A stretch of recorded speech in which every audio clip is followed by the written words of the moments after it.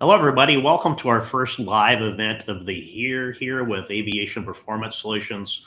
LinkedIn did change how they do events. So those of you that signed up for the other event, we put a link in that channel to bring you over here. The good news is if you arrive late, you can watch the entire stream. It's going to be on demand as soon as we are done today. We have a great topic for you. We're going to be talking about critical features in corporate flight department upset prevention and recovery training.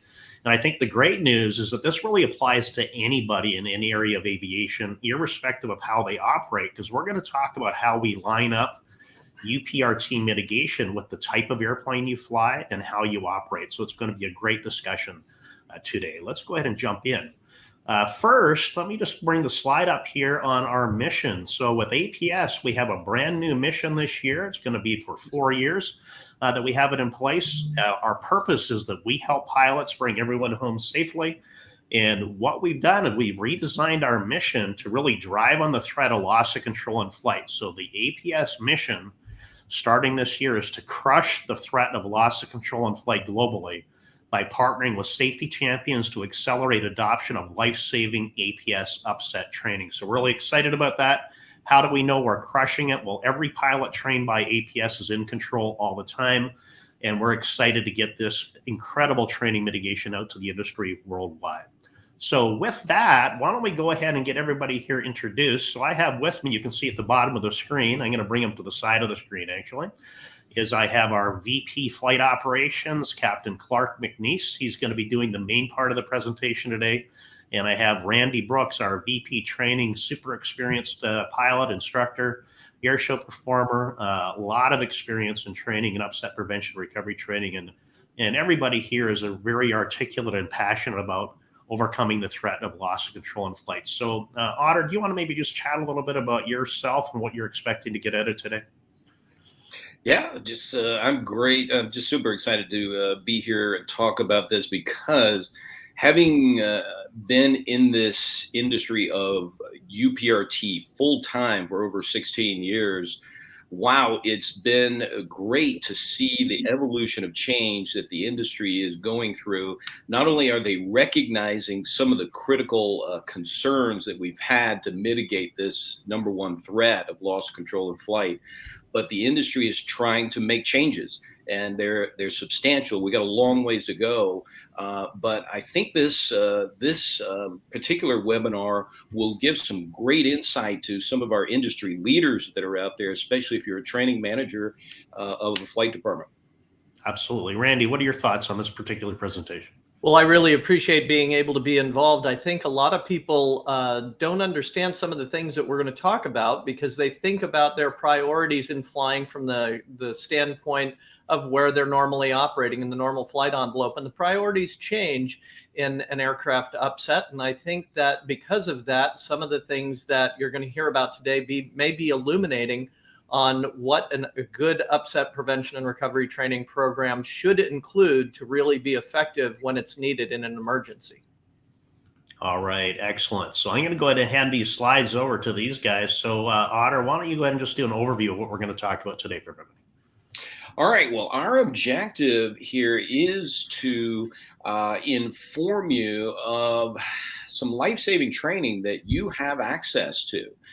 As a professional pilot and flight training manager for your department there. And we would like to give you some insight into some of the optimal values of the various training platforms that are out there.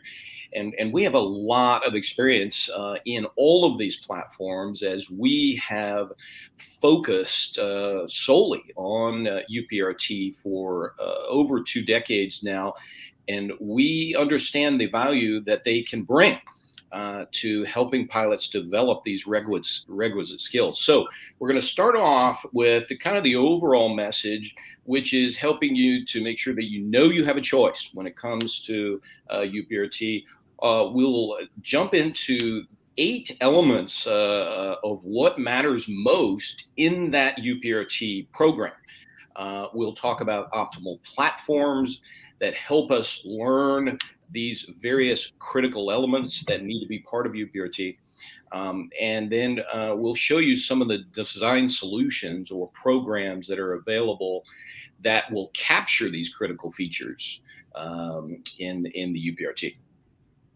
So right off the bat, like I said, we want you to know that based on your environment, based on the context of your flying, the kinds of flying and the kinds of airplanes you fly, you can choose between a full or partial mitigation. Obviously, based on its amount of time that you have available to train and send pilots, and also budget, and what it is you feel that you need. All of us are coming from different backgrounds, and you may feel that you don't need certain types of training or exposure to certain types of training. Although I can tell you that in large degree, those kinds of judgments are best left to the UPRT training providers, because a lot of times we think we're good at certain things when maybe in reality we're really not there. So let's go now to jumping into the quantitative loss control mitigation criteria. Before I mention what the criteria is, I want to show you this graphic here because it's capturing a bedrock or a foundational understanding as we talk to you throughout this webinar. Understand that all of these critical features and the value that it brings, the various levels of value, is founded on whether the UPRT program is being delivered with these essential elements here. This is showing kind of a pie shape with multiple parts. And number one, you can see elite instructors. You need to have qualified instructors to teach the material. Number two is the integrated program. There really does need to be an integration of appropriate academics as well as practical training in some type of platform. There needs to be, number three, training intensity. There needs to be a certain level of training that's done over a certain period of time and a certain number of repetitions, shall we say, in order to embed the skill sets that would allow you to recall those skills in a real life time critical upset. Without a certain level of training intensity, you may have been exposed to certain things, but it just simply will not be available or work, should I say. The number four is best practices. The UPRT that you do get, you need to ensure that they are teaching these best practices based on the guidance material that is out in recent years. And not all UPRT providers are familiar with the latest industry guidance that is out there. And there is a lot that is available there. And then number five is the purpose-built platforms. We need to ensure that we're using platforms that are, shall we say, are able to deliver the teaching elements or the learning elements that we need, the skill development elements, and you need to have a certain margin of safety with those platforms as well. There. So there has to be initial training that captures all of these, and then there has to be recurrent training. These are perishable skills, right? And I would hope everyone would agree with that. You can't just learn these skills and then never touch them again and expect to use them effectively 20 years later. So there has to be recurrency. Before we jump now into the 8 criteria, anybody want to, either of you two want to talk about it? This is called, by the way, EPIC S2. We call this the EPIC S2, Every Pilot in Control Solution Standard. You're going to hear us mention EPIC S2 as we go through this webinar, all right? So, and this is what we're referring to, all right, as we go. So I would add, Otter, that, a lot of times is that, a UPRT training provider, to their credit, because it's a business, right? Their marketing will say, we have the best and only platform to do upset prevention recovery training, or we have the best instructor, or we have whatever it might be. The bottom line is that an effective UPRT provider has to optimize every single piece of the pie and provide robust training, both initially and on a recurrent basis, for you to truly mitigate the threat. not just so you feel like you're mitigating the threat, so you actually are mitigating the threat, and they're two very different things. So the point of it is that not all UPRT programs are the same, and based on the program that you decide upon, you may be fully or partially mitigating your risk. And if it's a partial mitigation that we're going to talk about, you just need to understand that you're accepting risk in your flight operation that in modern times is really unnecessary. Randy, anything to add to that? I think you said it well, that a lot of people view UPRT as all sort of being the same. Not only the elements, the foundational elements that Otter has covered here, but as we go through this presentation, it's going to probably be eye-opening for a lot of people of all of the different considerations that are required for a truly effective upset prevention recovery training program. And hopefully that will help them to make decisions about what the most effective source for their upset prevention recovery training is when they're looking for a training provider. All right, Otter, do you want to take us through the 8 critical mitigation criteria? And of course, there's many more, but these are the top 8. All right, drum roll, here they are. And like BJ said, as you go through these, you might be able to think of some others, and there certainly are others. But these are the 8 that we see after over 25 years of doing this full time that are essential in a UPRT program. Number 1, representative control, feel, and responses. By the way, these are not in any particular order. All right. There. A lot of pilots think that if you're going to have UPRT, and especially if you're going to go fly in an airplane, you need to fly in an airplane more representative of their airplane. There. In other words, if I fly a jet, well, I should get in a jet as opposed to a prop airplane. And that's actually not the case. It is important that we get represented, but we're going to talk more later about why that is not necessarily the case. We need to get CRM. If you're a single pilot, we need to talk about CRM or SRM as well. Learning to operate as a crew in an upset, very important. Geo-awareness training, probably, again, one of the most important things that we can do. This is not necessarily about learning to pull to the limit load of your airplane. Another critical skill is learning to unload, which fascinatingly enough, a lot of pilots don't know how to do, haven't been taught properly how to unload. Repetition to proficiency. As I mentioned earlier, we've got to have a certain number of repetitions as we practice these upsets. Otherwise, we won't embed the skills. Human factors.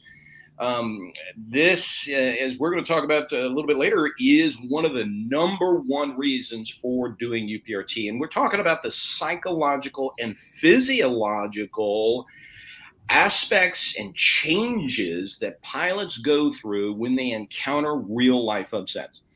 And so we have to address that. We have to help pilots deal with those areas. All attitude environment.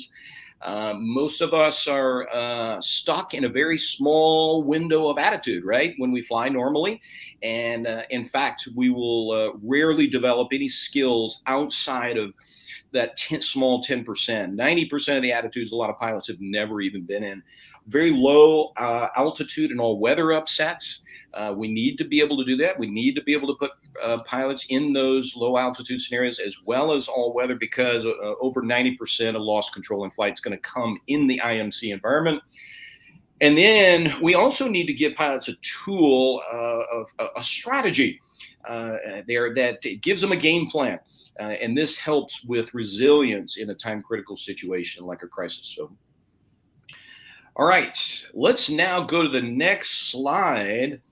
And we're actually going to put them in order from top to bottom. It's the most important to the least important. Now, again, we're not saying that, say, the bottom down here, which is flying a platform that's with representative control, feel, and response. We're not saying it's not important. We're just saying it's not as important relative to these other 8 critical factors. You can see number 1 is human factors. The most important thing a UPRT program can deliver to you as a professional pilot is helping you to understand the human factors, not only psychologically but physiologically, that you're going to have to deal with in a loss control flight event there. You can see the top 3 are listed as critical. The next two, G-awareness, repetition, and proficiency, are essential there. And then the bottom three, again, are considered as important. Let's go ahead and put now a point values to each of these. Hey, Otter, can I just maybe insert myself here? Because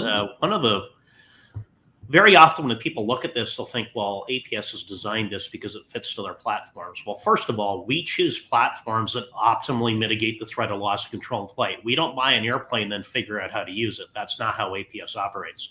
So, for example, APS licensed training provides more extended envelope simulator, upset prevention, and recovery training than probably any other provider in the world. And that is the best representative control, feel, and responses you can have, yet still it's at the bottom of the chart. So we don't have a dog in this fight. We train in all of these areas. We use all the platforms from academic, on-aircraft, piston, jet, representative simulators, type-specific simulators, virtual reality. So we have the unique perspective of seeing the value of all of them. And we're here to bring it to you in the order that we see when you're out there trying to save your life and choosing a training program to do that. What matters most to you in accomplishing that? So, sorry, go ahead, Otter, jump in. Yeah, no, it's a very important point. And I will just tell, because I meant to tell everybody here in the beginning, we've got a lot of interesting material, intriguing material, I think, for some of you. We've got a lot of graphs and even videos that we're going to be playing throughout this, and we're going to be kind of fast paced. But let's hang in here with some really good information. And I want to jump now to listing some of these best platforms if we're going to address each one of these 8 critical components that should be part of a UPRT program. Notice some of these platforms that we've got listed.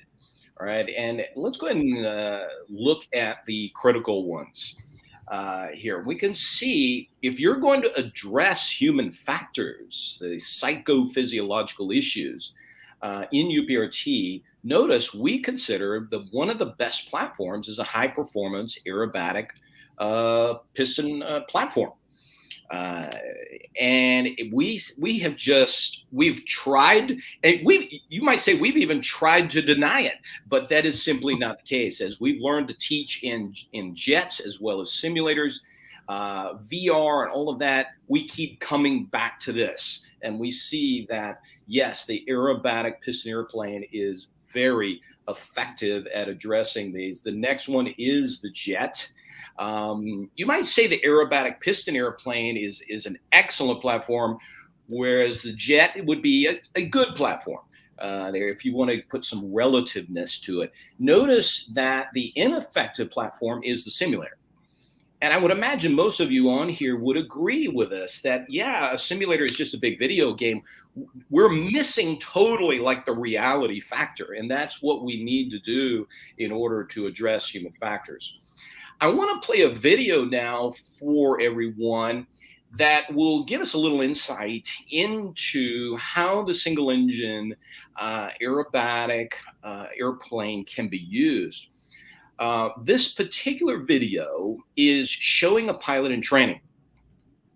He is he's come here to go through his UPRT program, and he's going to go through a 2.5-day program over 4 flights. And we're at the beginning, toward the beginning of his second flight. And he is really struggling with getting over certain fears that got embedded early on in his flight training. Now, he does happen to be a cadet, all right? Now, he's got about 110 hours at this point there, and we get lots of cadets through our program besides professional pilots, and the cadets are some of the best at being able to absorb this information. They're like sponges. They don't have baggage that they're overcoming, and so they're very good at leaving the program highly capable with good competence. This particular pilot in training really had to get over some fears, and the good thing was he did. But I want to show you, it gives you an insight into what pilots could encounter psychologically and the incapacitation that they could have should they get themselves in this upset. So let's go ahead, and you're going to see the video is playing over his right shoulder. He's sitting in the front seat of the aerobatic airplane. The instructor is behind him. You will hear both of them on the intercom.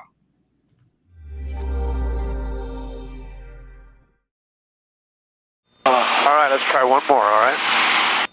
Yep. Gotta push. And then push and then roll. Just follow. Was I not pushing on the last one? You pushed better, but then you didn't roll all the way back. You want your wings to be back with your lift vector pointed into the blue after you roll. Okay. All right, so roll it back, roll it out. All right, here we go. Let's go again. Yeah. All right, power's coming back. So right wing low. Right wing low, left rudder, or either way, it didn't matter. Hold it right there. That's good setup. Nice job. Gonna roll to the left, away from the ball. Hold it. Hold it. Here we go. Push. Get that rudder out. Roll. Stay upright. I have control. I have control. I'm sorry.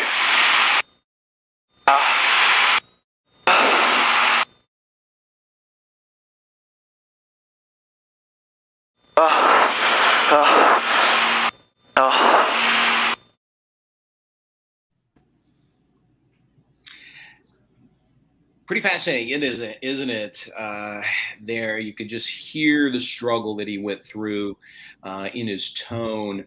The neat thing, though, is as the instructor worked with him step by step, he got over those fears and finished the program very strong. But you can imagine what he potentially would have been like, say, years down the road in flying professionally if he had encountered some type of life-threatening upset.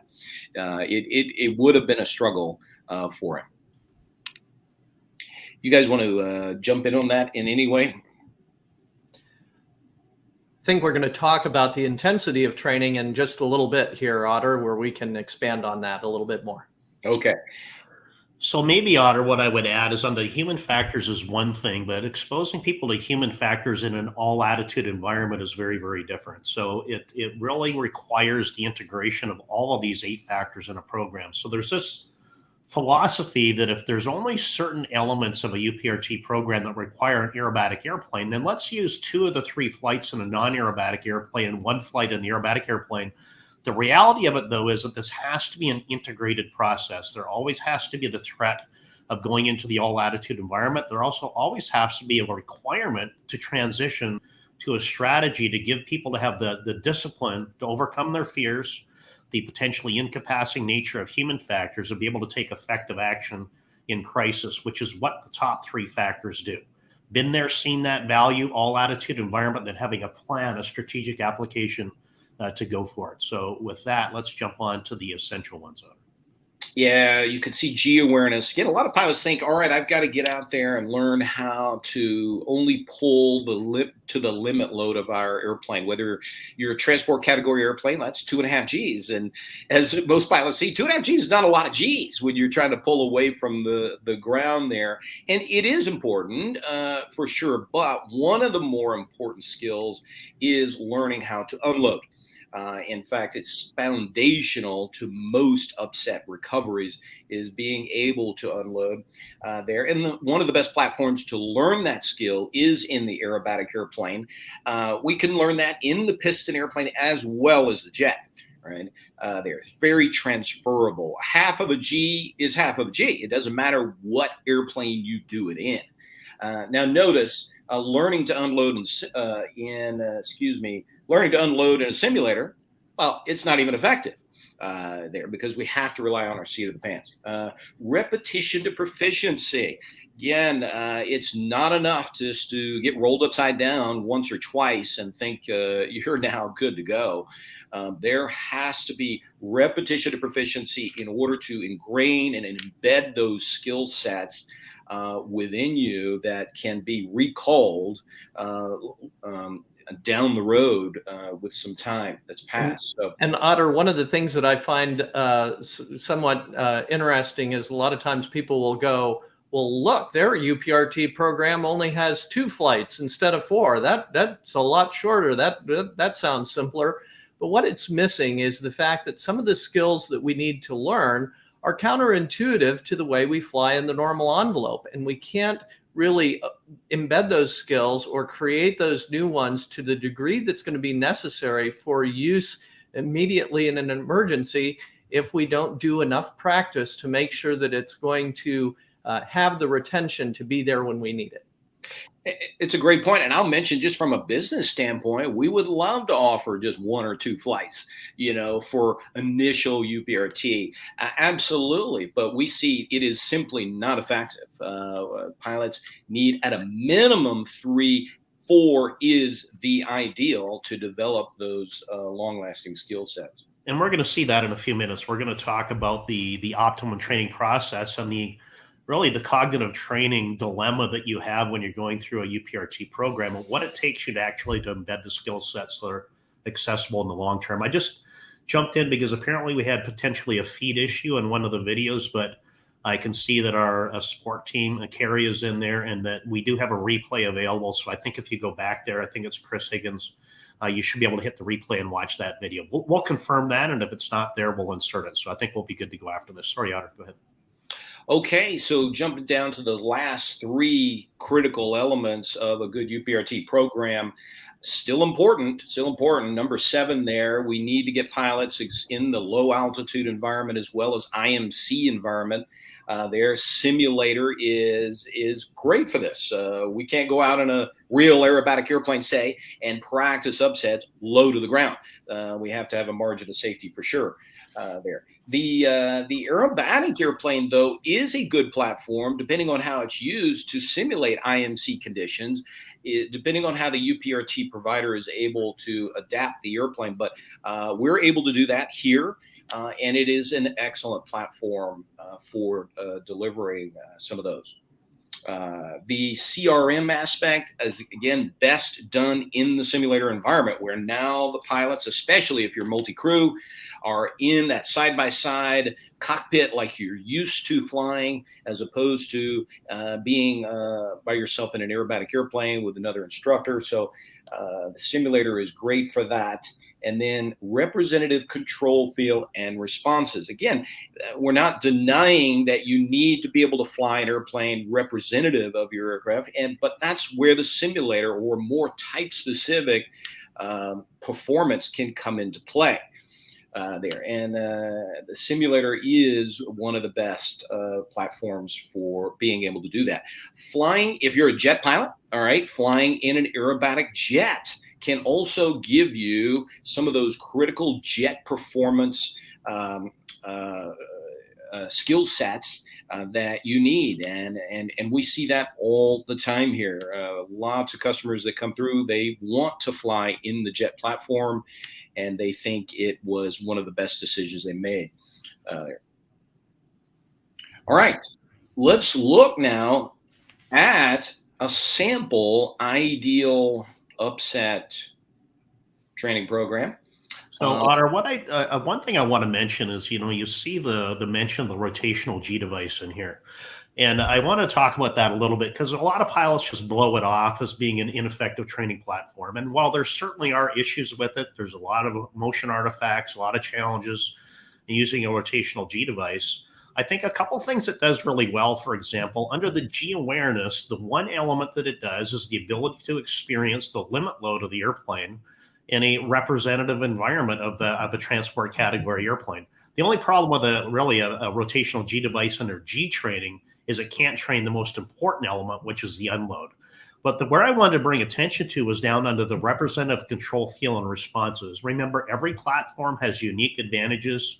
They all have disadvantages as well. But the rotational G device down under representative control field and response, the one advantage it has there is not only kind of class-specific performance, but you can also do it while you're under the stress of G as well. So, and again, I just want to bring attention to it because, there is some value in using that platform in some of these areas. It's certainly not a solution on its own at all, but I just wanted to bring attention to that device as having training value for those folks out there that are looking at that. Randy, I think you and I, in fact, it was you and I that went through that program that we had a chance to test that. Any other comments on that at all that I missed anything? I really want to make sure we talk that up if we can. Yeah, I think one thing that this slide points out is that we have a lot of people that say, hey, you can't do UPRT in a simulator. It's got to be done in an aircraft. And I think that you can see by the items that we have listed as critical and essential that we feel that comprehensive upset prevention and recovery training certainly requires on aircraft delivery of training for the human factors and other contributions. But we can also see that the simulator has its place in the use of CRM and in the use of training in places where you don't want to go safely in the simulator, which is low altitude weather, night, those types of things. And so the entire point of this presentation is the overall most comprehensive best training. And that's what we're trying to portray here. Yeah, and I would say the thing that overlays all this is, we're talking about training platforms with certain factors, is that the critical part, the glue that brings us all together is really a very efficiently designed training program led by an expert instructor to make sure the transferable elements are identified. Any type of disadvantage a platform has are identified by the instructor, but then replaced by an optimum platform to ensure that you get the best mitigation of your threat. So you can see that the reason for integrated training is for the very reason you can see in this slide. It takes a diversity of readily available resources to be able to fully mitigate you against your threat. And as Otter talked about earlier, if you're a jet pilot, the best mitigation of the top 3 ones is not actually getting training in a jet. It's starting in an aerobatic piston airplane. So it's a little counterintuitive. Believe me, we'd rather do all simulator and all jet training. It's a much better business model. But at the end of the day, we're ethically bound to share that the best training value comes from an integration, and that integration includes piston aerobatic airplanes. Go ahead, Otter. I'm going to take you to your next slide, what you asked for, unless there's some other comment there. No, that's great. Let's go to it, because now I simply want to capture for everybody what might a program kind of look like if we're going to capture these 8 critical elements. All right. Now, we're going to approach this from the context of the pilot himself. All right. And the environment that he flies in. So we're going to talk first about a single engine piston pilot. All right. If you are one of those, let's look at the blue typed program there in the middle of the page. And this would be what we would recommend that would be highly valuable for you and in developing, again, mitigation skills. All right. Number one being getting core instructor-led academics. All right. we need you to remember that your typical flight school academics is not sufficient for developing the understanding that you need to help mitigate your threat. You've got to have specialized, focused, appropriate aerodynamics as well as human factors academics trainings that lays the foundation for understanding why you're going to do what you're going to do in the airplane. Right. Then you need to get in an airplane over about 2.5 days. And we believe 4 flights is appropriate there and ideal there.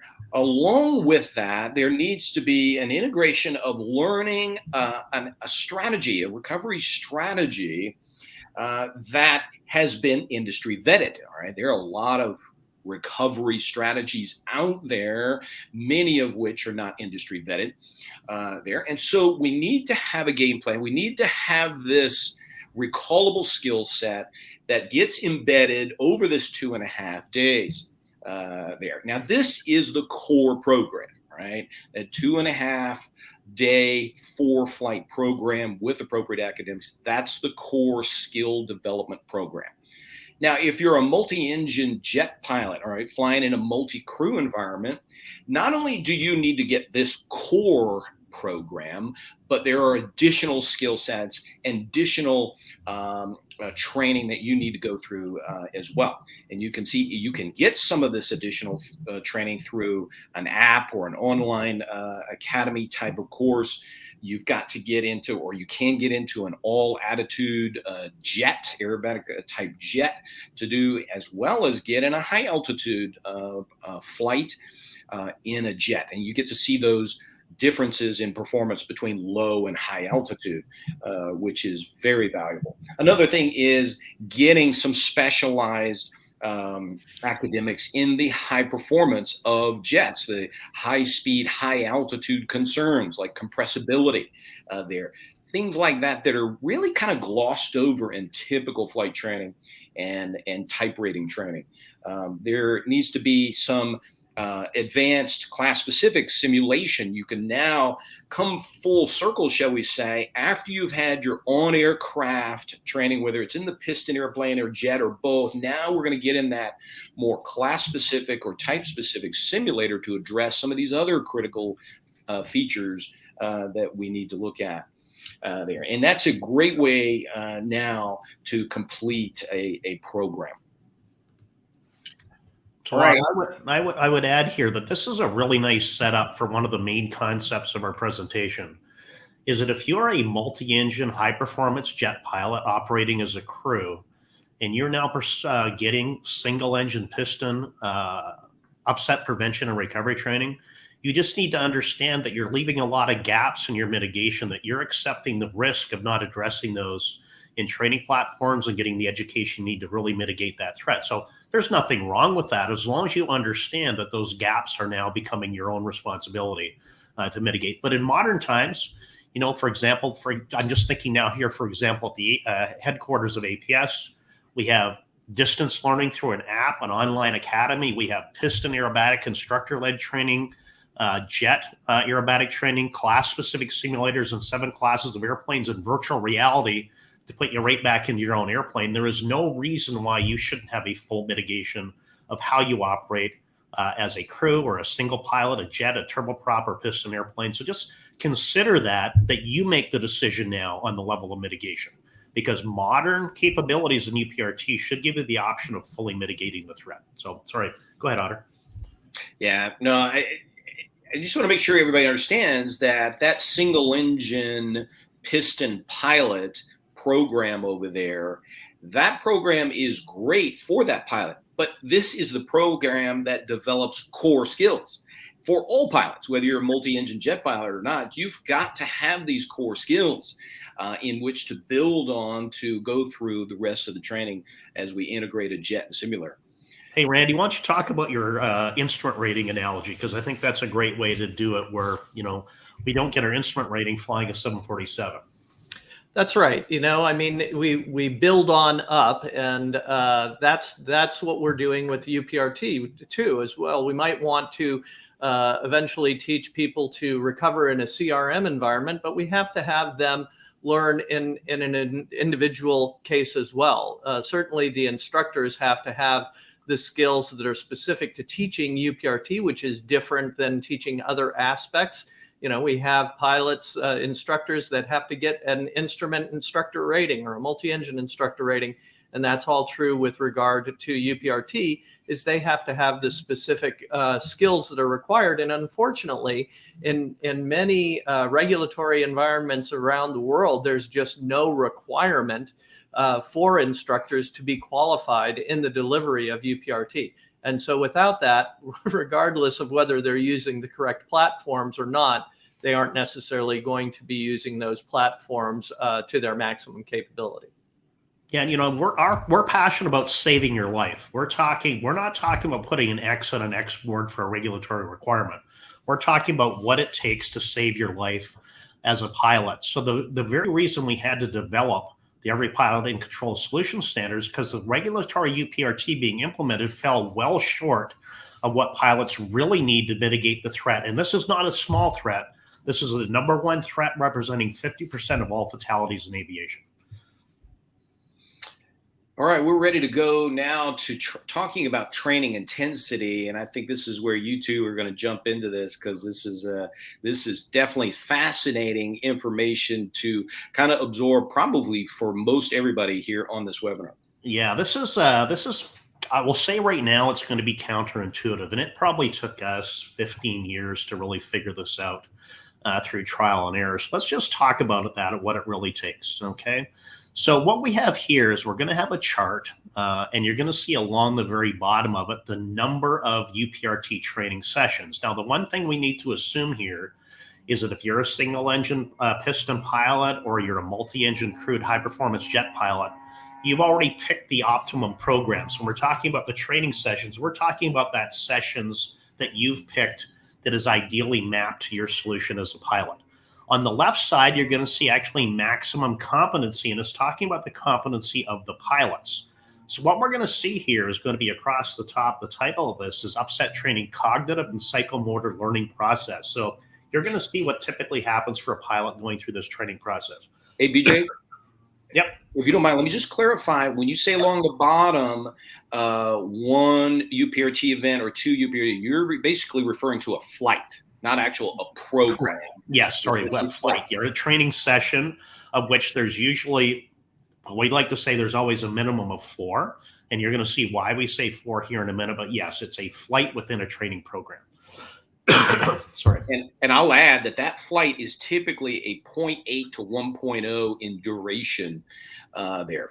Yeah. And I mean, after that, I mean, you've 35 minutes in the training area, 40 minutes. The learning curve is flat, if not going negative. So got to remember that the training of the human factors and being able to be successful in an all attitude environment is very draining on pilots, especially since they've never been there before. So you'll see under no UPRT, we've done through investigation. You're going to see a slide on this a little bit later where we talk about the demonstrated competency of pilots based on initial licensing training or certification training in the world today is somewhere between about 20 and 40%. So pilots who had no dedicated upset prevention recovery training are typically capable in about 30% of the situations to be able to survive. Now, the good news is after one training session, the green line, you can see there's actually pretty significant training value in that from an awareness standpoint.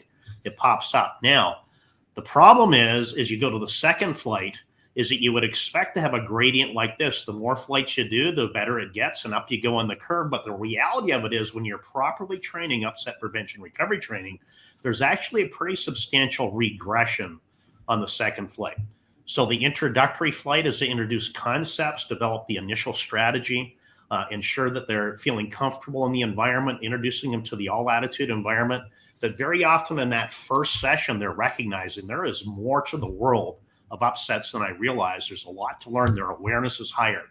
The problem on the second flight now is they're now put into a situation where they have to perform and apply these capabilities that they've been taught, that they have through rote memory.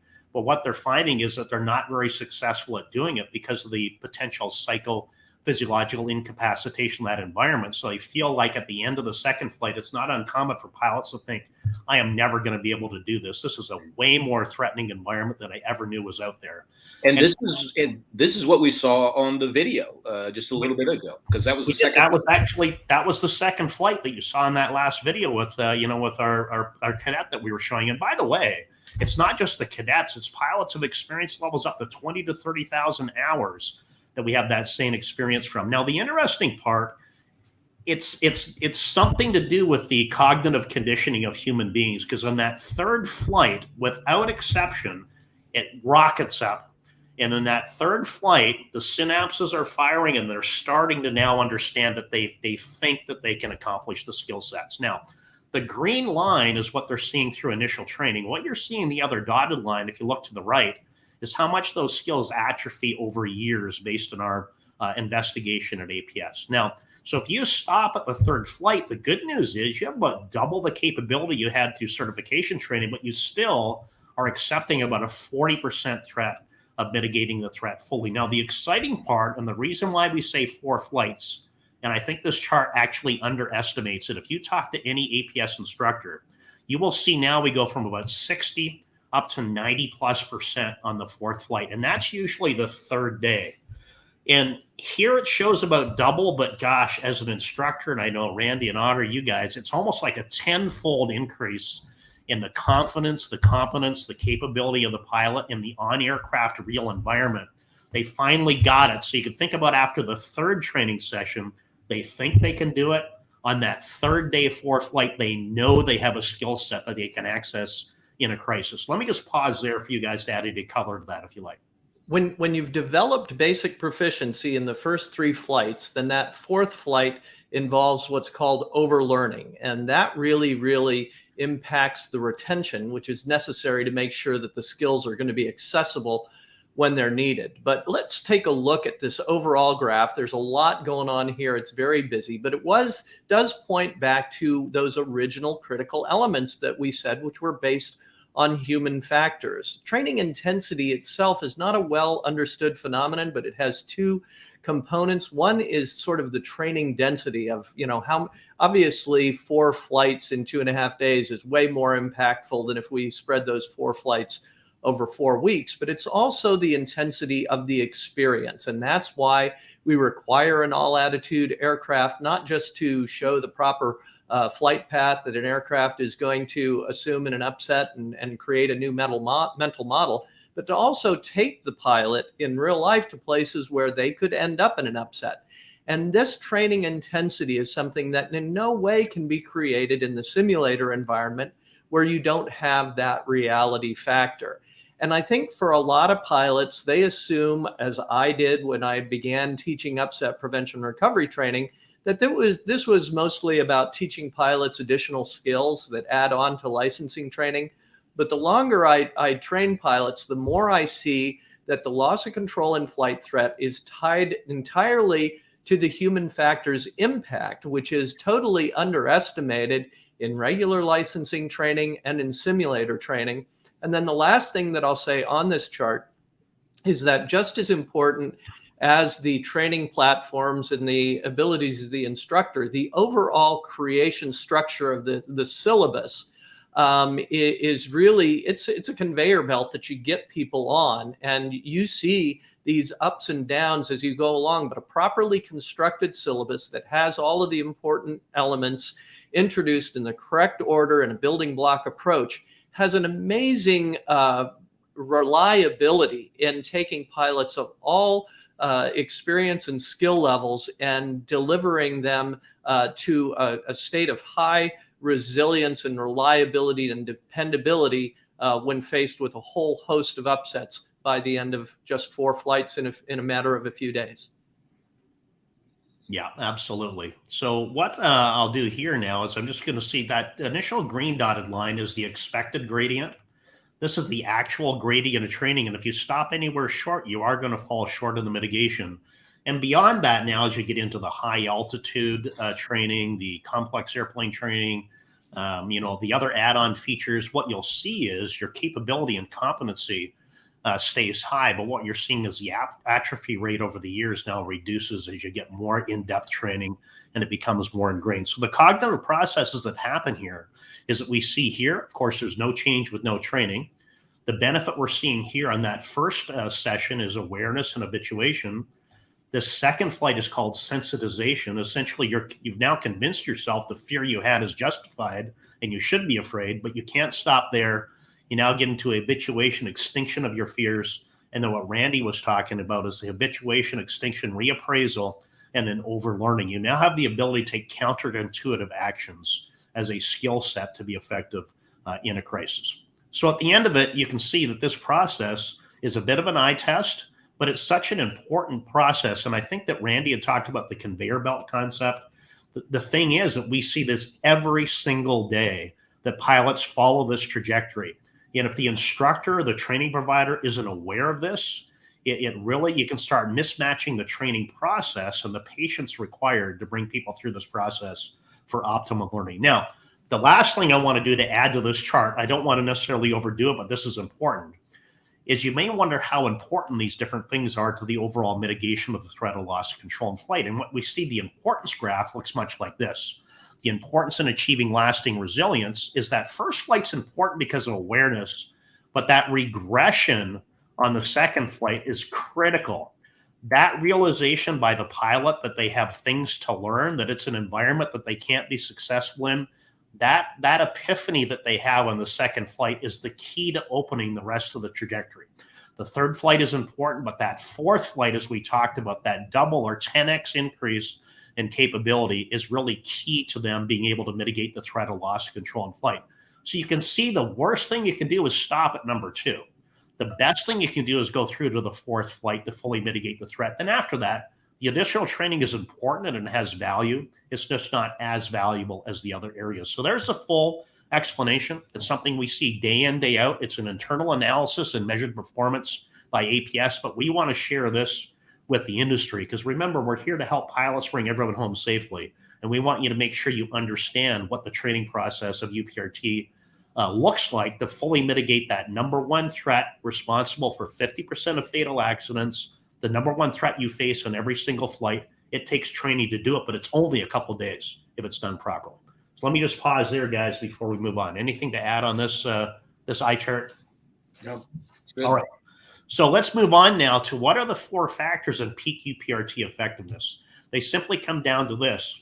We're going to circle back to that original diagram that we had, that circle. It's in compliance with the Every Pilot in Control Solution Standard. Every piece of the pie needs to be optimized to get peak UPRT effectiveness. You need to make sure you're lining up the optimum training medium as you integrate your solution. And you want to take a look at what's called the quantitative loss control mitigation criteria that we're going to talk a little bit more about later.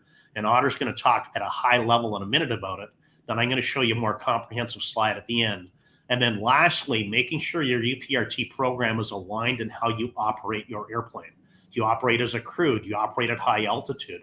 Are you a jet operator? It's really, really important. For example, with law enforcement or the military, are you flying in an environment that is more aggressive, where there's more likelihood of you having to operate in an aggressive maneuvering environment? It's important that UPRT program fully addresses that.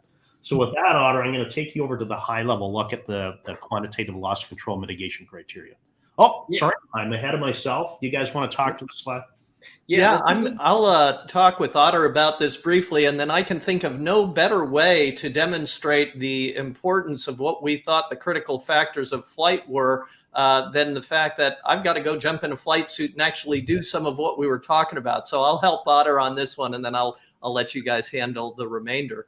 I think this one is rather intuitive for most pilots because we have elements of recurrency in our instrument skills, in landing currency, all of those things. So this makes a lot of sense. We can see down there in that space between 20 to 40%. That's where we see pilots prior to training. And this is based on an extensive study that was done back in 2008 by APS with 115 pilots. That's what we see pilots' basic effectiveness is prior to training when faced with a whole host of upsets. The good news is that if it steps up to around 96% effectiveness after the completion of the training, conveyor belt, as I talked about it, that systematic training, which is great. But we had questions ourselves when we did this study about how long did that last? And the good news was that we had a subset of those 115 pilots that we flew with 6 months to 18 months later,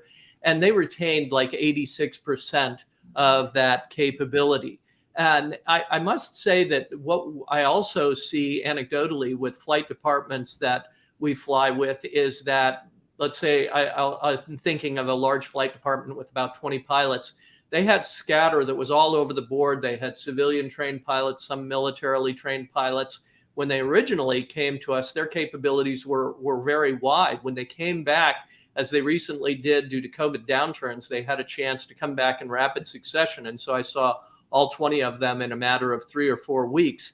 And the grouping was much tighter because they had been standardized that initial time, but then brought back up. Otter, do you have anything more to add on this? No, we can see that the skills are perishable, hence the blue line trending down. And we do recommend that the pilots try to get back every year if they can, at most every 3 years. Otherwise, their mitigation is just dropping severely there. But if the good news is, if they come back for recurrent training, all they have to do is come back for 1 day and 2 flights. And that's what we see with the red dotted line. Once they do come back, boom, they go right back up to not only where they were, but they even exceed their capability there. So like BJ said, it's not so much about, oh shoot, I forgot what you said. Learning, it's not so much about learning more and more. It's about forgetting less and less. There you go. And that's what the recurrent training can do there. And then as you see, as you come back for recurrence, say every 2 years, not only do you continue to climb in capability, and that is, it's hard to see on this graph, not only do they continue to get more capable, but the skill set is retained at a higher level for longer periods of time. So there's one. See you later, Randy. Have fun out there. Otter and I will stick here with this. Now, Otter, why don't you talk about the gap? Why can't you fully mitigate the threat of loss of control in flight? And I would see even with the most modern advanced technology. I mean, we see the Airbus platform, the most advanced airplane in the world, 127 computers on board. I flew it for 3 years. It's still responsible for 30% of the fatal loss of control in flight accidents in the industry. So technology is not an easy or full mitigation of this. So how would you rationalize when people are looking at that? Well, how do we fix the remaining gap, or can we? What are your thoughts on that? Well, even though as we increase in technology and make better capable airplanes, even envelope protected airplanes, we know that things are going to go wrong. And the pilots are going to be the last line of defense there. And that's really what we're training to in UPRT, is giving the pilot the skill sets and competence and resilience that he needs to deal with this unexpected event. And right there's your answer. It's the pilot. The pilot is limited. And even though we can have the best training in the world for pilots, and yet we're still dealing with the human element. And we all know there are limitations in the human element in terms of even consistency in the way we think and act and all of that. So it's just not really possible, realistic, to have a 100% mitigation level. But I will tell you what, though, if you think about it, and we didn't show a graph in this particular presentation, but with loss of control in flight representing 50% of all the fatal accidents in the industry, and you can knock that down by 90%, that's the most significant mitigation and improvement in safety in aviation history. So UPRT offers that done properly, and unfortunately, regulatory UPRT is falling well short. Following the EPIC S2 standard of the optimized pie chart approach to it that we talked about is a way to do it. So it is available today. It's up to your decision in your flight department, as an individual pilot, as an airline, what action you want to take to address that. Okay, Otter, with that, why don't we get over to your samples here? Yeah, and I'd like to play a video first, because what this video is going to show is that gap where pilots have these initial limitations in their competence, like we saw in the video a minute ago. All right, what happens after they've completed training? And now you're going to see a professional pilot here. He's been through the core skill development training for 2.5 days. He's now in a jet, and he's going to high altitude as well. And you're going to see him now encounter a wake turbulence type scenario. They're at high altitude jet, and he's literally going to do what we would consider an ideal recovery. So let's watch. 2460 hour. Roll. 0.1, good day. 24.1, set the stabilize.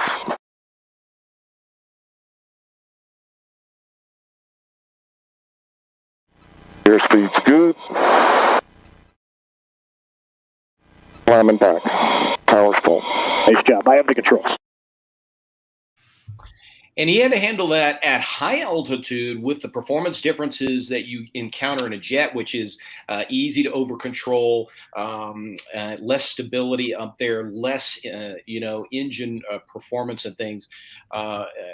They're very easily disorienting as well, and he was very overbanked. So a challenging upset, yet it was handled very, very well. Yeah, and I think one of the things we find, because of the intensity of the APS approach to upset prevention recovery training, pilots who end up in the real world that for whatever reason end up in an upset despite their best efforts of trying to mitigate it or stop it in prevention. It can be a rapid onset event like that one, like a wake encounter, where there really is no prevention opportunity. Somebody hands them an airplane that's already in an upset as part of the crew. For whatever reason, what they find is they report back and they say that it was so easy is that my skills were so well ingrained, it felt like everything was happening in slow motion because of the intensity of their training that they had. So that's really exciting outcome that we see from our graduates, that they largely never get into an airplane upset because they have the awareness and prevention capability of seeing it develop in very, very, very early. But should it happen, which happens from time to time, is they have the capability of A, recognizing, and B, taking definitive action to break through the startle and fear to take effective action in crisis. So Otter, over to your slide here. Yeah, and we're on the downhill slide here, gang. About ready to wrap this up, but I thought this would be good information for you to get as well, because now what we're going to do is we're matching these programs, these upset training programs, with some of the various platforms to address these critical features. What we're looking at here, the three columns to the right. It is the environment that, say, you are in, and you might be a multi-engine jet, multi-crew flying at high altitude. All right, that would be that left column there. And then the next one to the right, single pilot. You might be flying single pilot jet there at high altitude. And then there is the pilot who's flying single pilot in a prop airplane at low altitude. Now, how would we address pilots in UPRT when we consider the various platforms that's available to us in training? And that's what we're going to see on the left. The left column is the list of platforms, and in fact, in order of effectiveness there. And so we can see academics is important, but it is foundational and to what we need to learn, but it is simply the least value compared to the rest of these platforms. And notice we get all the way to the bottom, and there's that aerobatic piston airplane again, that again is probably counterintuitive to most of us jet pilots. Why isn't the aerobatic jet down there? Well, again, because of some of the reasons that we've already talked about. All right, now let's look now at the platforms we might use for a multi-engine jet, multi-crew flying at high altitude. All right, and I want you to notice the red check marks, all right, not the yellow ones. All right, these are the critical elements that we need, or platforms that would be good to maximize your mitigation. Definitely got to have appropriate academics. Jumping down to a simulator, class-specific simulator, as well as then getting in an aerobatic jet and a piston airplane. And that's going to give you rock solid, very capable skills. Now, the other two check marks that are yellow and got little hash marks through it, these are additional platforms that we can use to bring us almost full circle, shall we say, now back to the type-specific platform that the pilot may be flying in. Prior to this, it would be all non-type specific there, but VR is something that we're using and seeing is very valuable to complete a training program there, as well as the level C or level D simulator. Let's look at another environment, and that's the single pilot flying in a jet at high altitude. So Otter, I just want to interject here, because, for example, we license several airlines with our program. And I just want to give emphasis. A lot of pilots flying complex airplanes like Airbus or maybe fly-by-wire Boeings might disagree with that, feeling how critical it is for them to get training in their type-specific airplane to deal with the systems. Now, while that is true to some extent, what we find with the airlines is it's really nice to have a cross-fleet transferable program. So pilots that go from one fleet to the next, 90+% of the program is completely transferable because it's based on non-type specific implementation for efficiency and time and cost. And it just is a huge, huge advantage. So when they land in their 757, 767, they land in their fly-by-wire 777, 787, or they transition to the Airbus, they can now focus specifically on the type-specific differences. And that way they can really create a competent, effective pilot very, very effectively, because a full 90% of the skill set and disciplines and the strategy are cross-fleet transferable. So That is why we put type specific as last, not because it's least important. Is because when you're looking at implemented in an airline or an operator, a lot of corporate flight departments have multiple fleets of airplanes as well. It equally applies to them. Is that approaching it in this manner creates huge efficiency and cost effectiveness when they approach it. So over to your single pilot, Otter. Go ahead and jump in there. All right, again, we're talking about the single pilot flying in a jet at high altitude, and look at the similarities here between the multi-crew environment. And really, that is the only aspect of the UPRT program that would not be needed, would be the CRM aspect. But otherwise, all of these other platforms are important for developing the requisite skill sets for a single pilot jet environment. So let's now look at the single pilot flying piston at low altitude, and simply not as much as needed, right? We still need appropriate academics. We still need the aerobatic piston airplane to do the training, as well as potentially, if possible, get into a class-specific simulator. And that would round out or bring full circle for this piston pilot, and a very effective program. But there's certainly elements that we just don't need, or he doesn't need, compared to a multi-crew jet pilot. Yeah, and I would say the reason why simulators put in there, although we would consider it optional, is the reason why it's important is because pilots of any level of operation need to face instrument upsets, low altitude upsets, and there's also tremendous value in the simulator being able to freeze and study the situations as well. So there is significant training value with the simulator, but certainly not the first stop, but it should be a last stop if it fits into the budget and time available to the pilot going through training. Okay, anything else on this, Otter, before I jump into the eye chart here? No, yeah, let's go right into it, because this will be interesting and for everyone. Yeah, so here you can see that we pulled some sampling out of it. Well, this is actually a process of taking the analysis of our loss of control and flight mitigation criteria. So having a look at what an expanded analysis would look like. So what we do is we start this actually, this spreadsheet runs way off to the right further than this, but it breaks down the factors that we've identified, the top 8, and now gives them a weight and their contributing value of each different training platform. So when we look at a program, we're balancing what the contributing elements of the program are to develop solutions. And from this, we now have the capability of determining mitigation effectiveness of the various training programs. Now, this is organized a little differently. You can see across the top has the type of airplane from turbojet, turbofan, high performance to turboprop, and then into piston. Then on the left side is the various integrated programs. You can see as you intersect across, there's different levels of mitigation. This is kind of tough to read to determine what the best solutions are.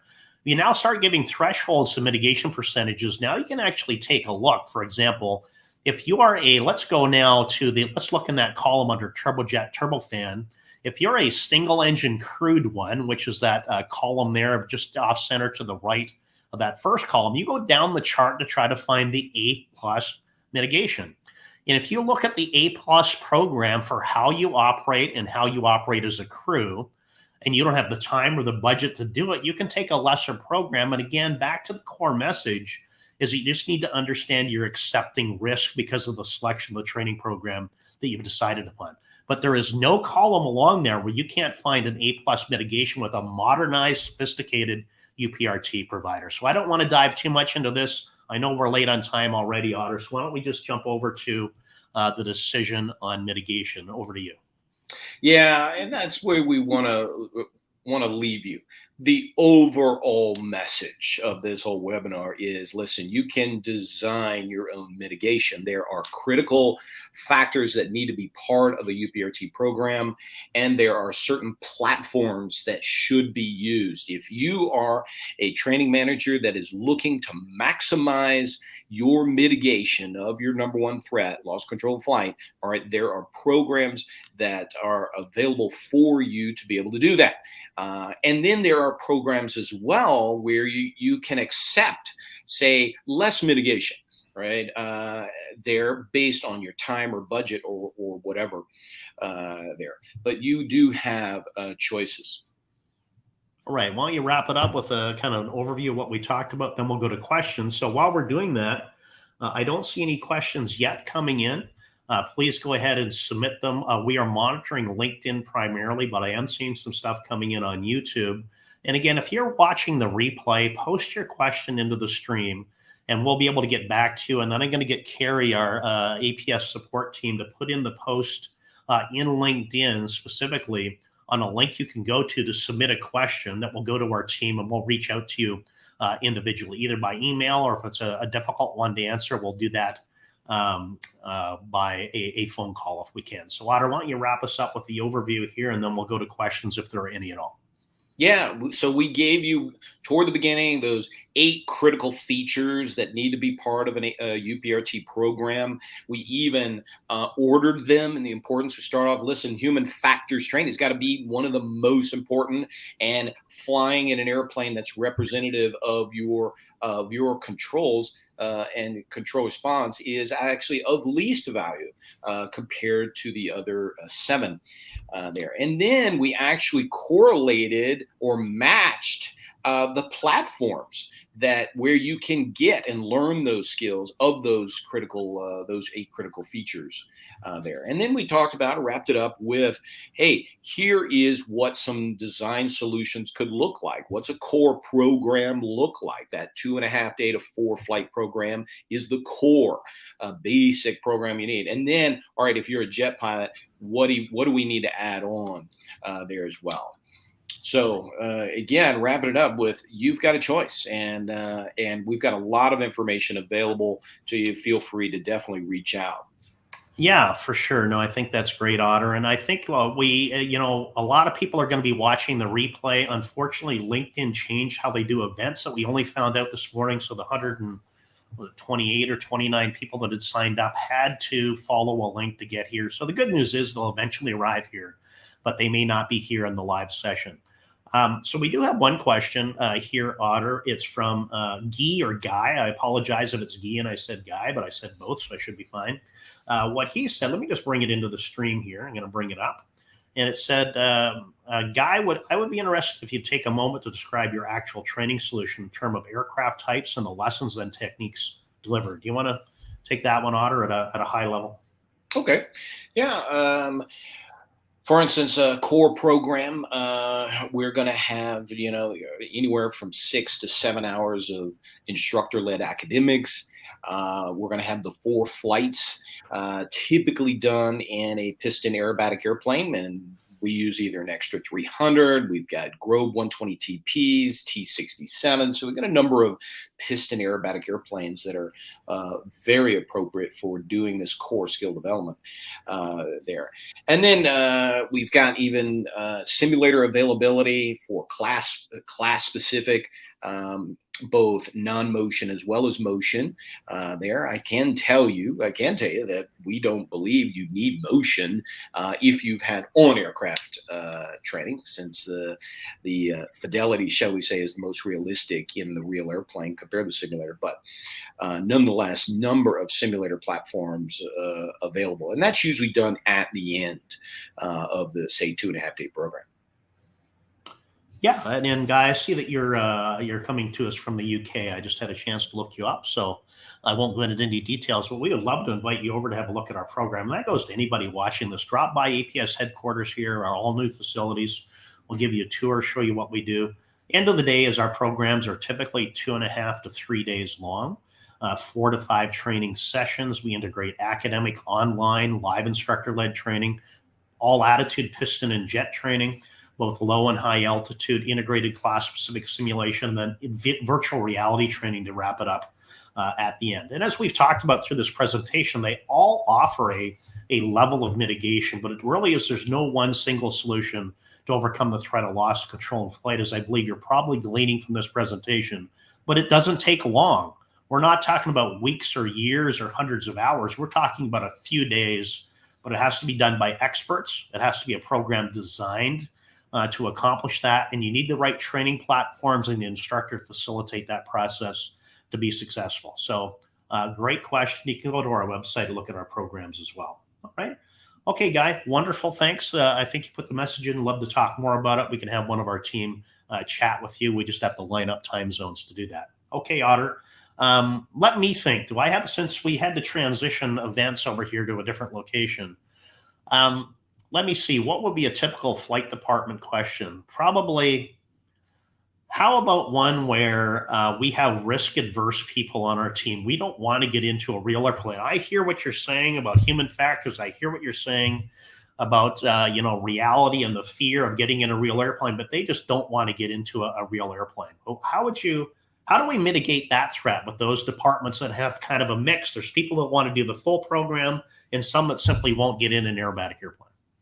Well, again, we've got a number of platforms that never leave the ground, and they're not high risk. And of course, there's simulators. We've got not only non-motion, motion, but we've got VR as well there. And all of these, if in the hands of an expert UPRT instructor, can be used highly effectively to develop some of the mitigation that you're looking for. Now, will it be as high a level mitigation as if you were able to get in some real airplanes? No, but it is way better than the typical, shall we say, upset training you're getting in most regulated programs that are out there. Yeah, and one of the other values too, everything that Otter said, but also if you're having a mixed flight department where you're going to have a flight deck where there's an airplane upset and one crew member has had the full training, but the other one's only had simulator training, even though they can't really mitigate the psychophysiological aspect of it, they'll understand what's going on. They'll know what the strategy is. They're going to understand the CRM approach to what's going on so they can still be effective. But the worst situation is, for example, having one crew member trained and the other one not trained at all. The untrained pilot can be the biggest threat to safety beyond the airplane upset itself because of the counterintuitive nature of what's happening. The pilot flying that's trained may be doing exactly opposite of what the untrained pilot wants to do. And when somebody's 10 seconds away from dying, they don't care what their seniority number is. They don't care what seat they're in. They get all over the controls, and that's what you not want to have to deal with in an airplane upset. They're already difficult enough already. So anything else to add to that, Honor? Yeah, sure. All right. Okay, well, let's wrap this up for today. I think it's been a great event. And like I said, we're going to have apparently our understanding of StreamYard, our streaming provider, and LinkedIn, they've settled on how they do events. So we shouldn't have this issue popping up anymore. If you have a question, either put it into the chat stream. We'll see it, or I can see that we put a link up to go to our website, our contact webinar page, and put it in there. We'd be happy to reach out to you. So with that, Otter, thank you for being here. Thank Randy, who's up flying upside down probably by now. And thank you, everybody that's here on the live event and also the recorded event.